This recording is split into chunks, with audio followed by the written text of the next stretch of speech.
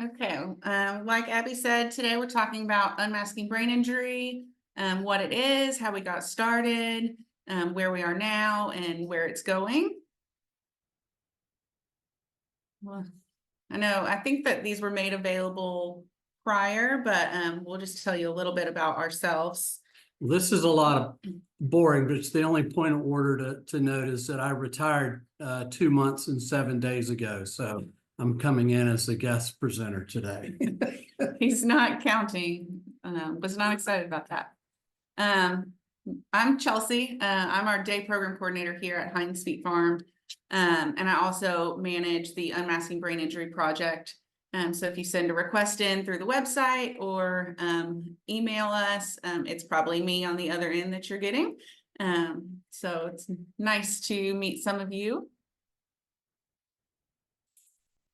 So we started Heinz Feet Farm back in 2000. My younger brother, Philip, in 1984 suffered a severe brain injury, profound disability as a result as a car accident coming home from school, and spent a lot of years in therapy and in various placements, and ultimately led us to start the farm. Got our first program up and running in early 2007, and we currently have 2-day programs, one in Huntersville, which is in the Piedmont area of North Carolina, and one up in the mountains in Asheville. And we also have a couple of residential programs here on campus in Huntersville, where we're located on 32 acres. Yeah, and Heinz Feet Farm is an important story or an important part of unmasking brain injury, because it got its start here on the farm in Huntersville. Marty actually discovered the inspiration for the project and brought it to the day program as, here, this is cool. Are you guys interested in maybe trying this?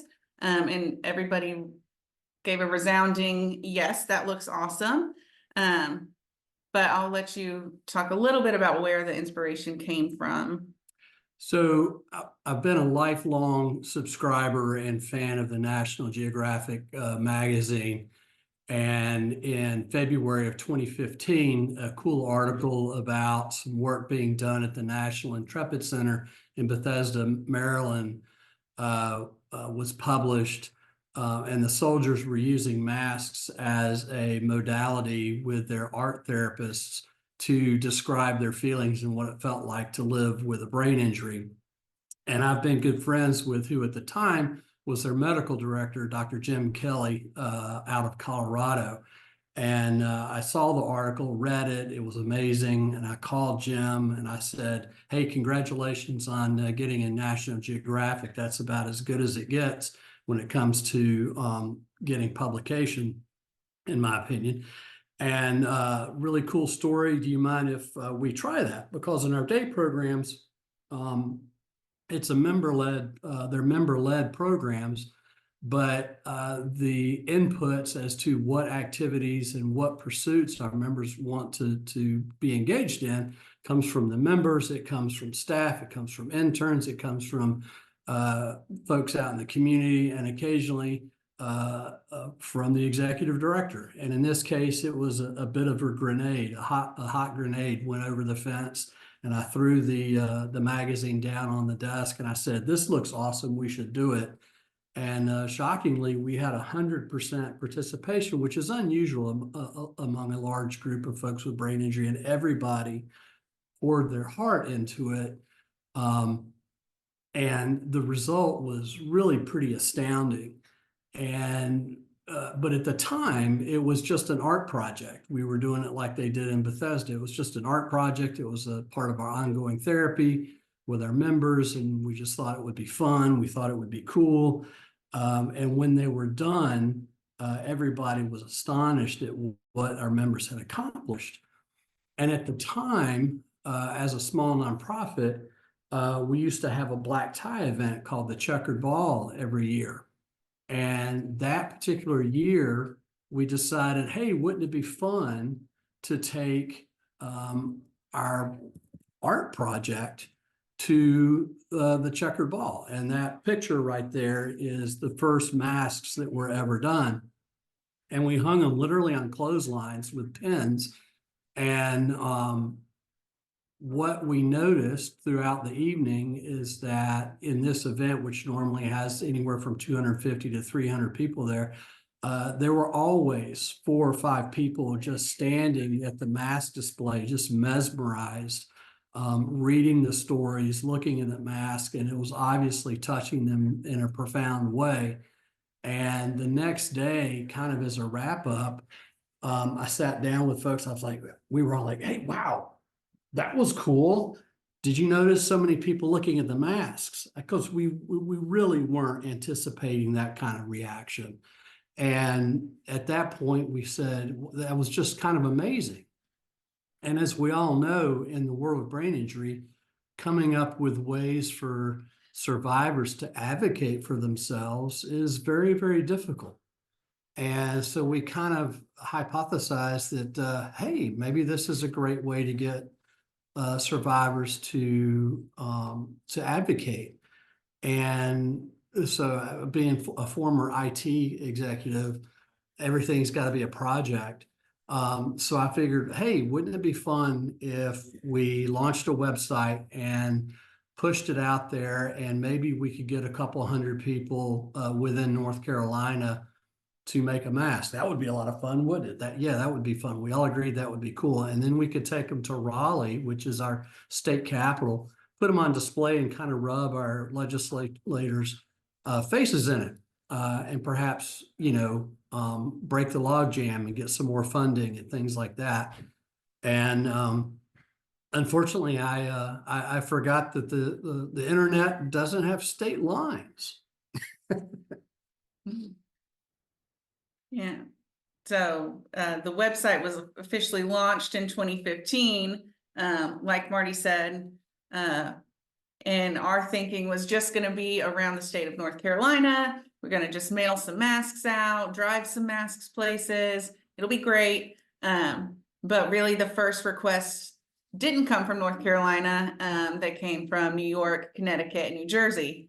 And that was quite another shock for us. We quite literally realized that we had caught lightning in a bottle, or tiger by the tail or whatever. And we ended up in that first year sending out over 1,000 masks, because our goal was, if anybody wants a mask and they want to participate, it is our responsibility to let them participate, right? It's kind of a sacred duty. If somebody wants to tell their story, let's let them share their story. And so we sent out probably 1,000 masks in the first year to people all over the country. And about 1 in 3 came back, maybe 1 in 10. And it was always kind of fun. It was like Christmas. Anytime a mask shows back up here in Huntersville, and Chelsea and I would fight over who got to open the box first. But by the end of that first year, we had about 170 some odd masks.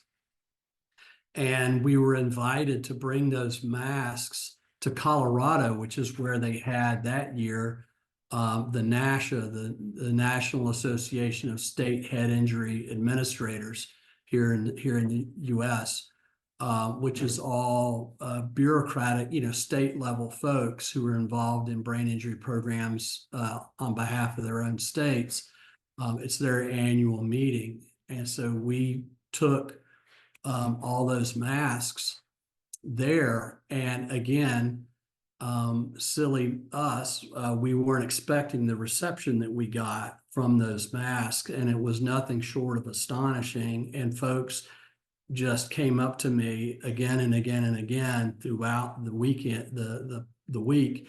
How do we do this in New Mexico? How do we do this in Idaho? How do we do this in Michigan? How do we do this in Minnesota? And every time I got that question, I'd be like, wasn't expecting that question. Give me your card and we'll get back to you. And when I got back to the office, I looked at Chelsea. I said, just like Ricky Ricardo in I Love Lucy, Lucy, we have a problem. And I said, I promised everybody that I would get back to them in 2 weeks. We have to come up with a startup guide and a whole methodology and a whole way to turn this into a program that other people can participate in. And that was a pretty busy couple of weeks. Yes, that was a tall order, but we did it. And so what we call that now is project partners. So we currently have 43 project partners. Again, we'll talk about our international advocacy in a minute, but not all of those partners are from the US, which again was to our surprise. But I did just want to touch on the third bullet there. It says that masks were displayed in 40 locations across North Carolina. And Marty's mentioned a couple places where we've displayed, such as conferences and in Raleigh at the state capitol. But for the people who do have masks and are looking for ideas of where to display them, we have taken them everywhere. They've been displayed at barber shops, coffee shops, Malls, libraries, malls, sporting events. Yeah, college campuses, corporate campuses, the Wells Fargo office Municipal here. buildings. Yeah, so really it's limitless where you could display them, and every time, no matter where you choose, you're gonna get a good reaction. And obviously, hospitals and caregiver support groups and rehabs and those kind of places are great. But to walk into somewhere like a barber shop or a library, or a YMCA. Yeah, and then you reach a whole different crowd of people that you might not reach or you might miss if they're just in a healthcare setting.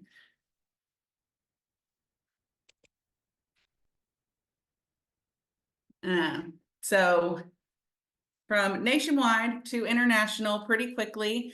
So it started in 2015. And in 2017, we were invited to bring the mask to the International Brain Injury Association's World Congress.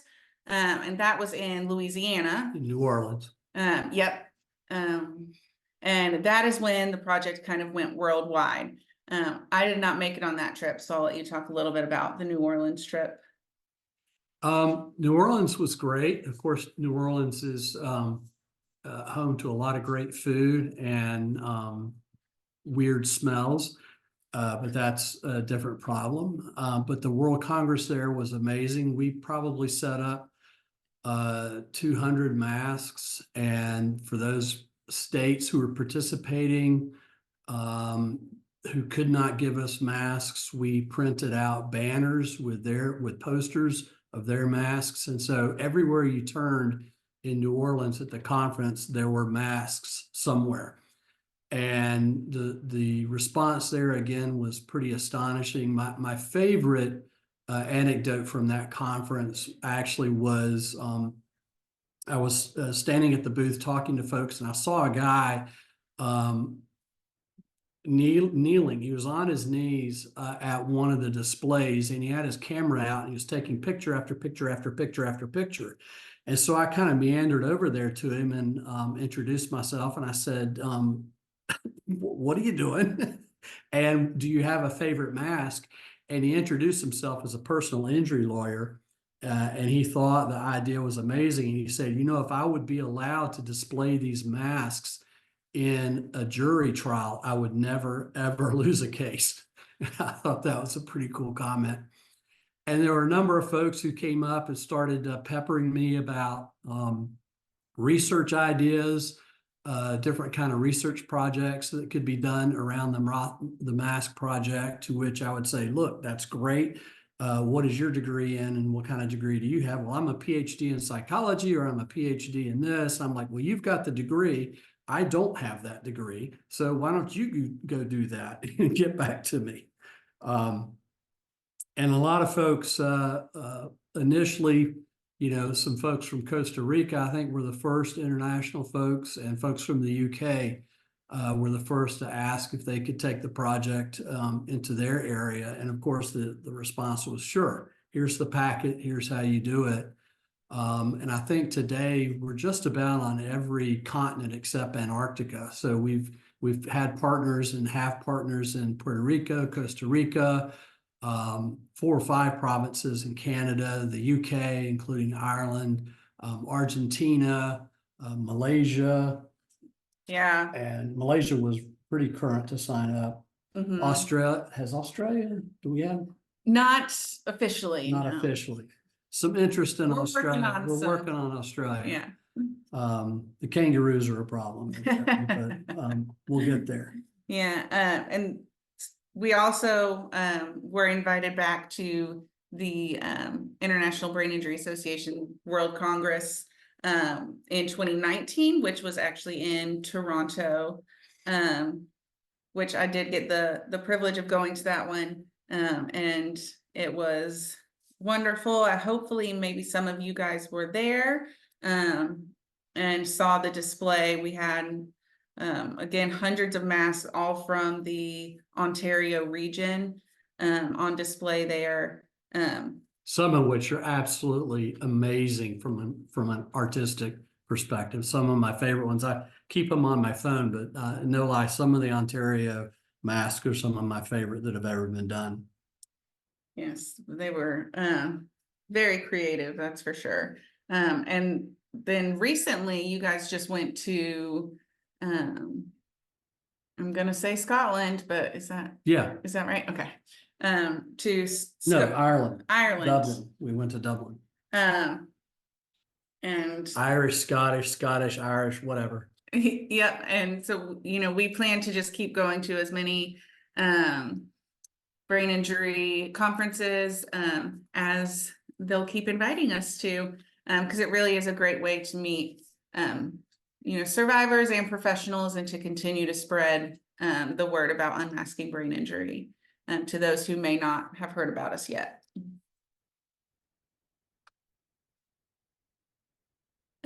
So I don't know if you have ever gone to Google or YouTube and typed in unmasking brain injury, but you get kind of an overwhelming response. There is a lot of content out there. On our website alone, we have over 1,500 masks and their descriptions on there. There are definitely more than that made worldwide. That's just all we have the photos and descriptions of so far. But a quick Google search or a YouTube search, and you're going to find a bunch of survivor videos, a bunch of how-to videos that different brain injury alliances or associations have made. A lot of news articles. A lot of very cool things that people are doing with their mask project in their own area, in their region of the country. They're doing some very, very creative stuff, and it's just mind-blowing to see what's happening in aggregate with stuff that we just A, have no control over, and B, have no visibility. We wish we had the ability to spend full-time jobs on this and kind of moderate and curate everything that's going on with the mask project, but it's just it's too big. And too amazing, and so many people doing so many amazing things with it. Yeah. Minnesota, for instance, has in their state alone over 1,000 masks. And so they've done actually a film, and it's called Unmasking. It was presented at film festivals, I believe won a couple of awards. They had a whole warehouse rented out with kind of a maze of the masks broken up by theme in each room. We've seen the film. Do we get a copy of the film? I feel like we should get a copy of the film. We have not gotten a copy of the film, but I will work on that. We need to get a copy of the film. The trailer is on YouTube, so if you're interested, you can go check out the trailer on YouTube. But that's just an example of some really awesome stuff that people are doing. One of the things that's interesting, they talk about how art imitates life or life imitates art. I forget which way it goes. But two little interesting anecdotes that happened in one of the international conferences. Some of the folks, there was a large contingent of folks from the National Intrepid Center who descended on the booth and chatted with me one time at one of the conferences and said, "Oh my God, you're the Unmasking Brain Injury folks this is such a cool project. This is where we got the idea. And they thought that we came up with the idea. And I'm like, no, that is so amazing that you think that, but it's wrong. You guys started it. I stole the idea from y'all With permission. with your permission. And it turned out being so much bigger than anybody had any idea of. But no, the credit starts with y'all. And the other interesting thing in the terms of art imitates life kind of thing is that there was a whole thing. I'm a huge nerd, Marvel fan and whatnot. Been in one of the Marvel miniseries based on a character called the Punisher. He's a war veteran, and there was a whole thing about him doing a mask in that series, and that played a part in one of the or two of the episodes in that series. So that led to me trying for a couple of weeks to actually get that prop from Marvel Studios, but I haven't gotten it. Not yet. I still want it, but Not yet, anyway. So next we're gonna, hopefully it's gonna work when I click on it here, but this is just one example of the videos that you can find if you go to YouTube. A lot of brain injury associations have done mini series of the survivors talking about their mask and their journey of creating their mask. Red arrow around my mask is my acrylic paint headaches. Left side shows how happy I was before the accident. I was a good mother, wife, grandmother, daughter, sister, and friend. Stop sign is when my life stopped after the accident. Right side shows how depressed and unfocused I have been since the accident. My judgment has become poor. The type of injury had happened was a brain injury and spinal cord injury. And I was hit by a semi-truck. Before my brain injury, I was a registered nurse. Most people don't believe I have a brain injury. They think brain injury means that you're in a helmet. I would tell anyone that has a brain injury, stay with your treatment plan and hold on and don't give up. So again, that's just one example, but it can be a cool way to share the Unmasking Brain Injury Project with those who may not have seen it yet, so that they can kind of see the people behind the mask as well. One of the creative things that some folks in Michigan and Minnesota have done with some of their masks when they're on display, and they've also, as you saw, have done a lot of individual videos that are on YouTube. They create QR codes for those videos, and they put them and print them out and put them on the mask board when it's on display out in the community. So somebody who sees it in the community can scan that and pull up the YouTube video and watch the video in real time and hear the survivor in their own voice telling their story, which is another one of those just amazing creative ideas of things that happen when you crowdsource a project such as this. And Marty did touch a little bit on research and research possibilities. So there are currently 2 that we know of taking place. The Veterans Affairs Caribbean Healthcare System and Northwestern University are both currently conducting research. Neither are published yet. I don't have dates for when those will be published, but the Veterans Affairs is exploring the survivor participation in unmasking brain injury and looking at reduction of anxiety and depression amongst the veterans that have a brain injury. Whereas Northwestern is exploring common emotional themes of people living with brain injury and how they connect that self-expression through their art and through their mask and storytelling. So those are going to be really cool, really interesting when they come out.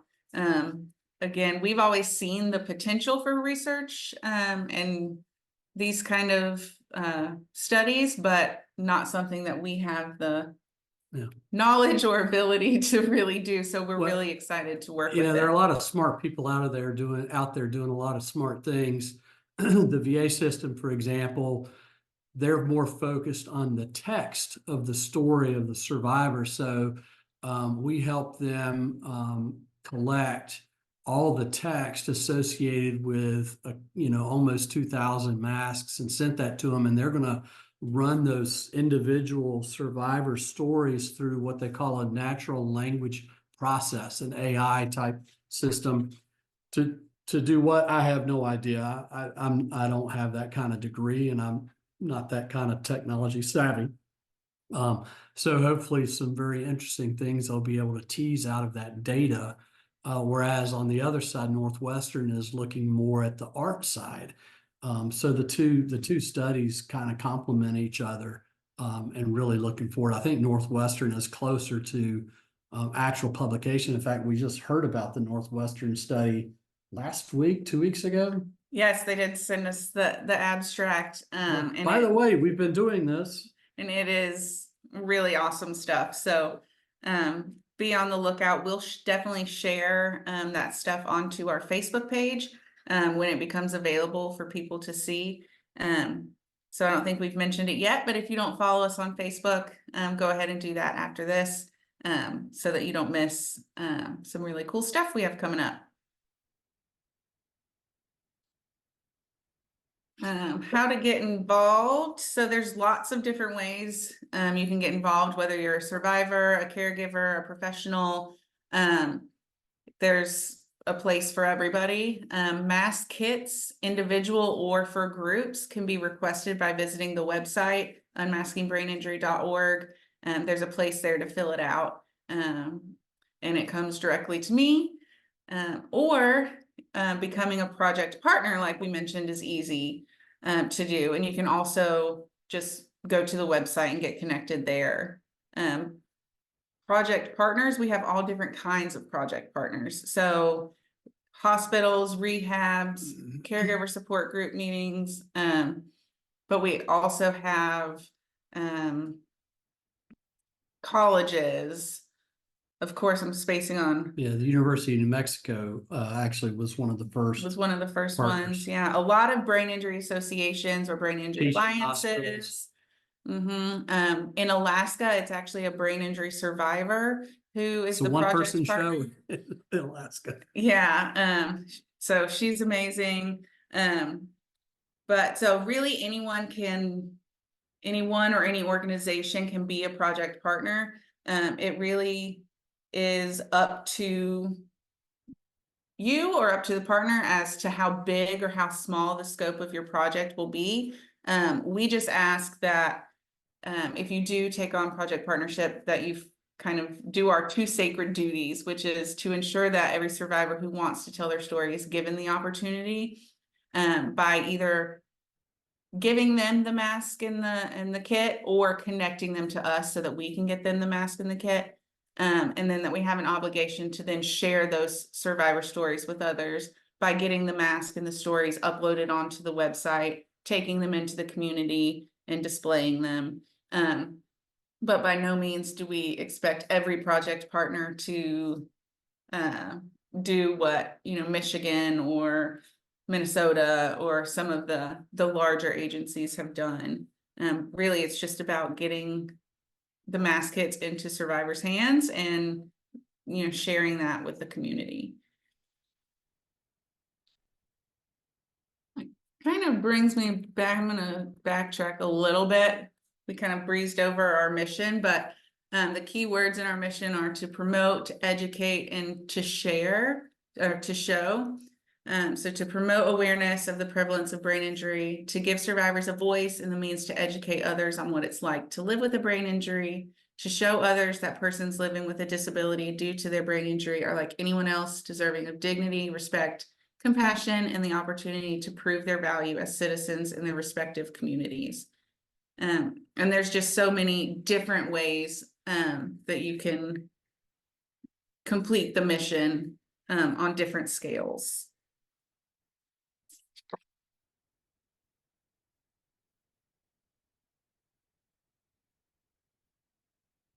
So looking to the future, again, unmasking brain injury continues to kind of blow our minds. As soon as we think, We're done? it's reached everyone, we've done all we can do, there's nothing else. Then boom, we get an email about a research project, or boom, Australia reaches out, or boom, unmasking brain injury kids happens.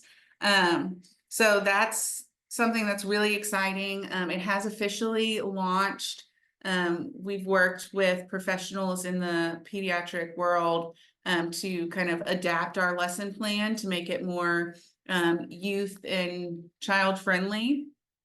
So that's officially been distributed. And the first round of masks will be displayed at the International Pediatric Brain Injury Society Conference. Glasgow, Yes, which is September. September 2024 of this year. So we're also working on a redesign of our website. And Unmasking Brain Injury Kids will have its own part of the website for masks to be displayed there as well. So please definitely go to unmaskingbraininjury.org if you haven't yet, to check out all the masks that are on there, to reach out and connect with us. But just know that we are undergoing a redesign, and it's going to look a little different maybe in the coming months when you go back to it. It's going to be a little bit more user friendly, and believe have the ability to search for an individual mask. Whereas right now we don't have that. It is all divided by state or country though.